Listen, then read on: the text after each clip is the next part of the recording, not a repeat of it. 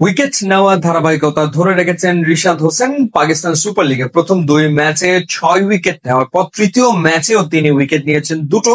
পার্থক্য শুধু এতটুকুই যে আগের দুটো ম্যাচ জিতেছিল লাহোর কালান্দার্স, কিন্তু এই ম্যাচটা লাহোর কালান্দার্স হেরে গিয়েছে মুলতান সুলতানসের কাছে, এবং সেটা 33 রানের ব্যবধানে। প্রথমে ব্যাট করে মুলতান সুলতানস 228 করেছিল 5 উইকেটে, অর্থাৎ তাদের ব্যাটাররা চড়াও হয়েছে লাহোর কালান্দার্স এর বোলারদের ওপরে, এবং রিশাদ হোসেন 4 ওভার বল করে 45 রানে দুটো উইকেট নিয়েছেন, এবং দুটো বেশ গুরুত্বপূর্ণ উইকেটে তিনি নিয়েছেন। উসমান খান 39 রান করেছিলেন, তাকে আউট করেছেন 24 বলে 39 রান, এবং অ্যাস্টন টার্নার তাকে আউট করেছেন 8 বলে 15 রান করেছিলেন এই ব্যাটার।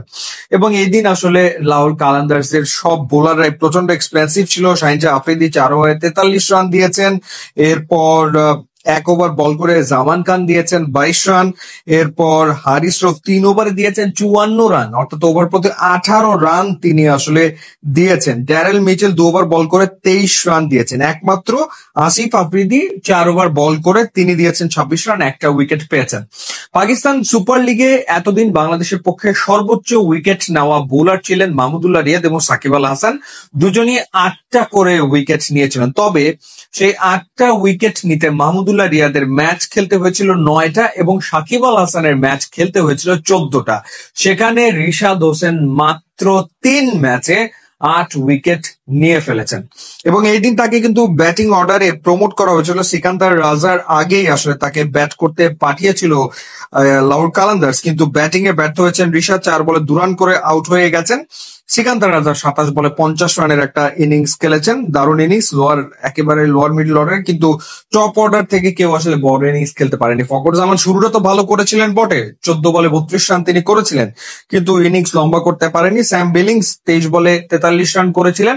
যতক্ষণ স্যাম বিলিংস ব্যাটিং এ ছিল মনে হচ্ছিল যে হ্যাঁ হয়তো বা চান্স আছে এবং রানটা আসলে লাহোর কালান্দার্স চেস করে ফেলতে পারে, কিন্তু শেষ পর্যন্ত সেটা আর আসলে হয়নি, এবং 228 জবাবে 195 এ গিয়ে থেমে যায় লাহোর কালান্দার্স। এবং এটা মুলতানের প্রথম জয়। পরপর 3 ম্যাচে হারার পর অবশেষে মুলতান সুলতানস তারা আসলে পাকিস্তান সুপার লিগে এবারের আসলে জয়ের দেখা পেল। এটা তাদের প্রথম জয়।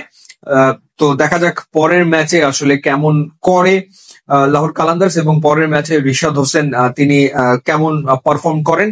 3 ম্যাচ খেলে 8 উইকেট নিয়ে ফেলেছেন রিশাদ, এবং আশা করা যায় যে পরের ম্যাচেও তিনি আসলে প্লেইং 11-এ ডেফিনেটলি থাকবেন। ইউটিউব ইনস্টাগ্রাম লিঙ্ক দেওয়া আছে, আপনারা যোগ দিলে খুবই খুশি হব। And thanks for watching.